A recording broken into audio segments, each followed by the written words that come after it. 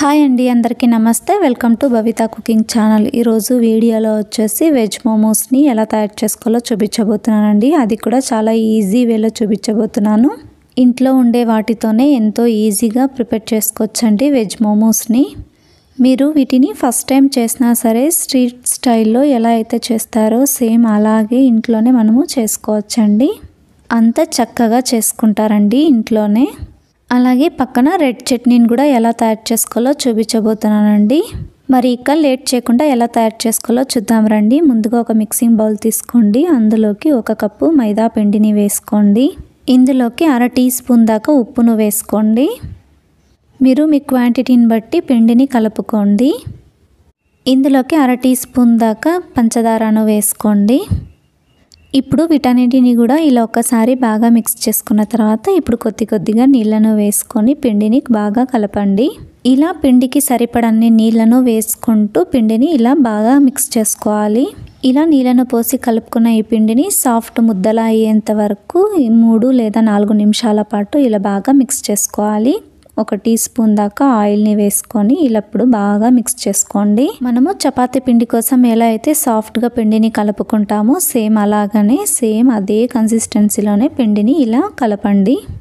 ఇలా సాఫ్ట్గా కలుపుకున్న ఈ పిండిని అరగంట సేపు పక్కన ఉంచుకోండి. ఆ లోపల మనము స్టఫింగ్ని ప్రిపేర్ చేసుకుందామండి. అందుకోసము స్టవ్ మీద ఒక బాండిని ఉంచి అందులోకి 1 టేబుల్ స్పూన్ దాకా ఆయిల్ని వేసుకోండి. 1/2 టీ స్పూన్ దాకా అల్లం వెల్లుల్లిని కూడా ఇలా కచ్చా పచ్చగా దంచి వేసుకోండి. 1 టీ స్పూన్ దాకా చిన్నగా కట్ చేసుకున్న పచ్చిమిరపకాయలని వేసుకోండి. ఇందులోకి 1/2 కప్పు దాకా తురుముకున్న క్యారెట్ని వేసుకోండి. ఇలా క్యారెట్ తురుమును వేసుకున్న తర్వాత ఇలా కలుపుకుంటూ 1 నిమిషం పాటు క్యారెట్ తురుమును ఫ్రై చేసుకోండి. 1 నిమిషం పాటు క్యారెట్ తురుమును ఫ్రై చేసుకున్న తర్వాత 1 కప్పు దాకా చిన్నగా కట్ చేసి పెట్టుకున్న క్యాబేజీ ముక్కల్ని మొత్తం వేసేసుకోండి. ఇప్పుడు బాగా కలుపుతూ క్యాబేజీ ముక్కలు మొత్తం పూర్తిగా సాఫ్ట్ అయ్యేంత వరకు ఇలా కలుపుతూ ఫ్రై చేసుకోండి. స్టవ్ని మీడియం ఫ్లేమ్లోనే ఉంచుకొని ఫ్రై చేసుకోండి. ఈ క్యాబేజీ ముక్కలు మొత్తం త్వరగా సాఫ్ట్ అవ్వడం కోసము కొద్దిగా ఉప్పును వేసుకొని ఇప్పుడు మరొకసారి బాగా కలిపేసి ఫ్రై చేసుకోండి. 5 నుండి 10 నిమిషాల పాటు మధ్యలో ఇలా కలుపుతూ క్యాబేజీ ముక్కలు మొత్తం ఫ్రై చేసుకోండి. 10 నిమిషాల పాటు ఫ్రై చేసుకున్న తర్వాత నెక్స్ట్ ఇందులోకి 1/2 టీ స్పూన్ దాకా జీలకర్ర పొడిని అలాగే 1/2 టీ స్పూన్ దాకా మిరియాల పొడిని వేసుకోండి. మీకు కావాలనుకుంటే గరం మసాలాను కూడా వేసుకోవచ్చండి. అది వచ్చేసి ఆప్షన్ అండి. నేనైతే ఇక్కడ వేసుకోవట్లేదు. చిన్నపిల్లల కోసం అయితే మనం ఇంట్లోనే తయారు చేసుకునేటప్పుడు వాళ్ళకి హెల్తీగా చేసి ఇవ్వాలండి. ఇలా బాగా మిక్స్ చేసుకున్న తర్వాత ఇందులోకి చిన్నగా కట్ చేసి పెట్టుకున్న కొత్తిమీరను కూడా 1 టేబుల్ స్పూన్ దాకా వేసుకొని ఇప్పుడు బాగా కలిపేసేయండి. ఇలా బాగా కలిపిన తర్వాత ఇప్పుడు స్టవ్ ఆఫ్ చేసి పక్కన ఉంచుకోండి. పూర్తిగా చల్లారేంత వరకు పక్కన ఉంచేసుకోండి. నెక్స్ట్ రెడ్ చట్నీని ప్రిపేర్ చేసుకోవడం కోసము స్టవ్ మీద ఇలా ఒక బాండిని కానీ గిన్నెని కానీ ఉంచుకొని అందులోకి 1/2 గ్లాసు నీళ్ళను వేసుకోండి. 2 మీడియం సైజ్ టమోటోలని ఇలా చిన్న ముక్కలుగా కట్ చేసి వేసుకోండి.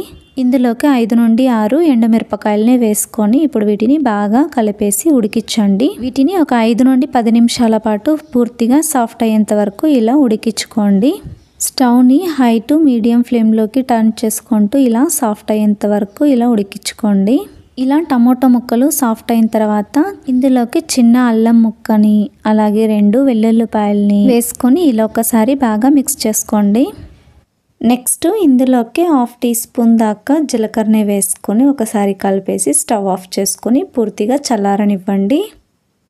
చల్లారిన ఈ మిశ్రమాన్ని మొత్తం మిక్సీ జార్లోకి వేసుకొని ఇప్పుడు మెత్తగా పేస్ట్లా చేసుకోండి. చూడండి, ఇలా మెత్తగా అయ్యేంత వరకు ఇలా గ్రైండ్ చేసుకోండి. ఇలా గ్రైండ్ చేసి పెట్టుకునే మిశ్రమాన్ని పక్కన ఉంచి ఇప్పుడు స్టవ్ మీద ఒక బాండిని ఉంచి అందులోకి 2 టీ స్పూన్ల దాకా ఆయిల్ని వేసుకోండి. 1 టీ స్పూన్ దాకా చిన్నగా కట్ చేసి పెట్టుకున్న వెల్లుల్లిపాయ ముక్కల్ని కూడా వేసుకోండి. ఇప్పుడు ఒకసారి బాగా ఇలా కలిపేసుకొని ఇందాక మనం గ్రైండ్ చేసి పెట్టుకున్న పేస్ట్ని మొత్తం వేసేసుకోండి. అదే మిక్సీ జార్లోకి కొద్దిగా నీళ్ళను వేసేసుకొని ఇలా కలిపేసి ఇందులోకి వేసుకొని బాగా ఇలా ఒకసారి కలపండి. 1 టీ స్పూన్ పంచదారని వేసుకొని ఇప్పుడు ఒకసారి బాగా కలిపేసి 1 నిమిషం పాటు ఉడికించుకోండి. ఈ రెడ్ చట్నీ వచ్చేసి స్వీట్గా అలాగే కారంగా ఉంటే చాలా రుచిగా ఉంటుందండి. అందుకోసమే చక్కెరని వేసుకోవాలి.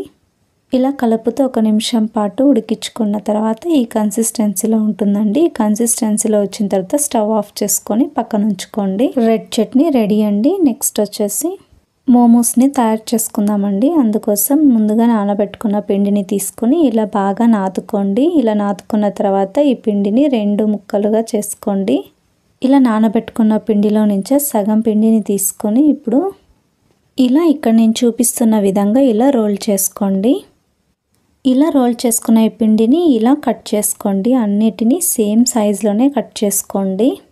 ఇలా కట్ చేసుకున్న ఈ పిండిని ఇప్పుడు మనము చిన్న చిన్న బాల్స్గా ఇలా చేత్తో చుట్టుకోండి. ఇక్కడ నేను చూపిస్తున్న విధంగా ఇలా చిన్న చిన్న బాల్స్ లాగా ప్రిపేర్ చేసుకొని పక్కన ఉంచుకోండి. ఇలా అన్నిటినీ చిన్న చిన్న ఉండలుగా ప్రిపేర్ చేసుకున్న వీటిని ఇలా గిన్నెలోకి వేసేసుకోండి. ఇప్పుడు ఒక పిండి బిళ్ళను తీసుకొని పైనుండి మైదా పిండితో ఇలా డస్ట్ చేసుకోవాలి. ఇలా పొడి పిండిని చల్లుకుంటూ చపాతీ కర్రతో ఇలా రోల్ చేసుకోవాలి. ఇక్కడ నేను చూపిస్తున్న విధంగా రోల్ చేసుకోండి. పిండిని ఇలా టర్న్ చేసుకుంటూ రోల్ చేసుకోవాలి. ఇలా పూరి సైజులో వచ్చేటట్టు ఇలా రోల్ చేసుకోండి. ఇలా పూరీని ప్రిపేర్ చేసుకున్న తర్వాత ఇప్పుడు మనం ఇందాక చేసి పెట్టుకున్న క్యాబేజీ స్టఫింగ్ని పెట్టుకోవాలి. మధ్యలోకి 1 స్పూన్ దాకా పెట్టుకోండి. ఇలా పూరి మధ్యలోకి స్టఫింగ్ని ఉంచిన తర్వాత ఇక్కడ నేను చూపిస్తున్న విధంగా మీరు ఫోల్డ్ చేసుకోవాలి. ఇలా పిండిని సైడ్స్లో ఇలా మడతేసి ఇలా ఇంకొక చేత్తో మనం వాటిని పట్టుకోవాలండి. అంతేనండి, ఇలానే మోమోస్ని ప్రిపేర్ చేసుకోవాలి. ఇప్పుడు పైన అంచుల్ని మొత్తం ఇలా ప్రెస్ చేస్తూ ఇలా ఒక్కసారి తిప్పండి. అంతే, ఇలా ఒక రకంగా మనము ప్రిపేర్ చేసుకోవచ్చండి. ఇలా మోమోస్ని ప్రిపేర్ చేసుకోవాలండి. ఇది ఒక రకం అండి. ఇలా తయారు చేసుకున్న మోమోస్ని ఒక పక్కన ఒక ప్లేట్లో ఉంచుకోండి. మరొక మోమోని కూడా ఎలా ఫోల్డ్ చేసుకోవాలో చూపించబోతున్నానండి. ముందుగా పూరీలోకి మధ్యలో స్టఫింగ్ని ఉంచుకున్న తర్వాత ఇక్కడ నేను చూపిస్తున్న విధంగా ఫోల్డ్ చేసుకోండి. ఇలా ఒక చేత్తో ఫోల్డ్ చేస్తుంటే మరొక చేత్తో మనము ఇలా ప్రెస్ చేసుకుంటూ లాస్ట్లో మిగిలినది పైన మొత్తం ఇలా ఒకసారి రౌండ్గా తిప్పేస్తే మోమో రెడీ అయిపోతుందండి. మరొక రకంలో కూడా ఎలా ఫోల్డ్ చేసుకోవాలో చూపించబోతున్నానండి. ముందుగా మనము ఇలా పూరీని చేసుకున్న తర్వాత మధ్యలో స్టఫింగ్ని ఉంచి ఇలా మధ్యలో మనం స్ప్రెడ్ చేసుకోవాలి. ఇలా మధ్యలోకి స్టఫింగ్ పెట్టుకున్న తర్వాత ఇలా చేతిలోకి తీసుకొని ఇలా ఇక్కడ నేను చూపిస్తున్న విధంగా ఫోల్డ్ చేసుకొని పైన ప్రెస్ చేసుకోండి. ఇలా చేతిని సైడ్కి ఇలా ఉంచుకుంటూ పిండిని మొత్తం ఇలా ప్రెస్ చేసుకోవాలండి. ఇలా మరొకసారి పైన అంచుల్ని మొత్తం ఇలా బాగా ప్రెస్ చేసుకోవాలి. అది మొత్తం ఊడిపోకుండా ఇలా బాగా ప్రెస్ చేసుకోవాలి. అంతే, ఇదొక రకం మోమోని ప్రిపేర్ చేసుకోవచ్చండి. మరొక రకంలో కూడా మనం మోమోస్ని ప్రిపేర్ చేసుకోవచ్చు. అది వచ్చేసి సేమ్ మనం మధ్యలోకి ఇలా స్టఫింగ్ని ఉంచుకున్న తర్వాత ఇలా చుట్టూరా అంచుల్ని ఇలా ప్రెస్ చేసుకోండి. ఇలా ప్రెస్ చేసుకున్న తర్వాత దీనికి ఉన్న 2 ఎడ్జెస్ని కూడా మధ్యలోకి ఇలా కలిపేసి ప్రెస్ చేసుకోండి. మధ్యలోన ఇలా పిండి మొత్తం ప్రెస్ చేసుకోండి. అంతే, ఇదొక రకంలో మోమోస్ని ప్రిపేర్ చేసుకోవచ్చండి. ఇలా మనకి ఇష్టం వచ్చిన షేప్లో మోమోస్ని ప్రిపేర్ చేసుకోవచ్చు.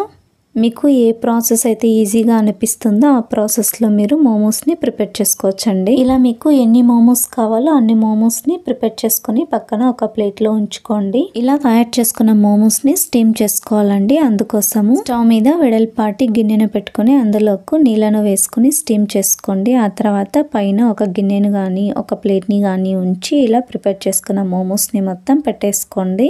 మోమోస్ని పెట్టేటప్పుడు ఆయిల్ని అప్లై చేసి పెట్టండి. అలా అయితే అతుక్కోకుండా వస్తాయి. లేదా మామూలు గిన్నెలోనే నీళ్ళను పోసేసి మనం మామూలుగా ఇంట్లో వాడే తూట్ల గిన్నె ఉంటుంది కదండి, హోల్స్ ఉండే ప్లేట్ని కనుక ఉంచి దాంట్లో ఈ మోమోస్ని పెట్టేసి ఇలా కుక్ చేసుకోండి. ఇలా ప్రిపేర్ చేసుకున్న మోమోస్ అన్నిటిని పెట్టుకున్న తర్వాత ఇప్పుడు మూత పెట్టేసి 10 నిమిషాల పాటు ఉడికించుకోండి. ఇలా స్టవ్ని మీడియం ఫ్లేమ్లో ఉంచుకొని 10 నిమిషాల పాటు ఉడికించుకోండి. 10 నిమిషాల తర్వాత మూత తీసి చూడండి ఎంత చక్కగా కుక్ అయ్యాయో కదా. నేను ఇక్కడ పిండిని తక్కువగా పెట్టుకుని స్టఫింగ్ని ఎక్కువగా తీసుకున్నానండి. మైదా పిండి కాబట్టి మనము ఎంత తక్కువగా తీసుకుంటే అంత మంచిదండి. మనం ఎక్కువగా హెల్తీగా చేసుకోవాలనుకున్నప్పుడు స్టఫింగ్ని ఎక్కువగా పెట్టేసి మైదా పిండిని తక్కువగా తీసుకోండి. అంతే, ఇప్పుడు ఒక సర్వింగ్ ప్లేట్ తీసుకొని సర్వ్ చేసుకొని పక్కన మనం తయారు చేసి పెట్టుకున్న రెడ్ చట్నీతో సర్వ్ చేసుకొని తినండి. చాలా అంటే చాలా రుచిగా ఉంటాయి. అంతే, స్ట్రీట్ స్టైల్లో వెజ్ మోమోస్ రెడీ అండి. ఎప్పుడైనా వర్షం పడేటప్పుడు ఏదైనా వేడివేడిగా తినాలనిపించినప్పుడు ఇలా ఇంట్లోనే వేడివేడిగా వెజ్ మోమోస్ని తయారు చేసుకొని తినండి. చాలా రుచిగా అయితే ఉంటాయి. రెసిపీ కనుక నచ్చినట్టయితే లైక్ చేయండి, షేర్ చేయండి, సబ్స్క్రైబ్ చేయండి. Thank you for watching video.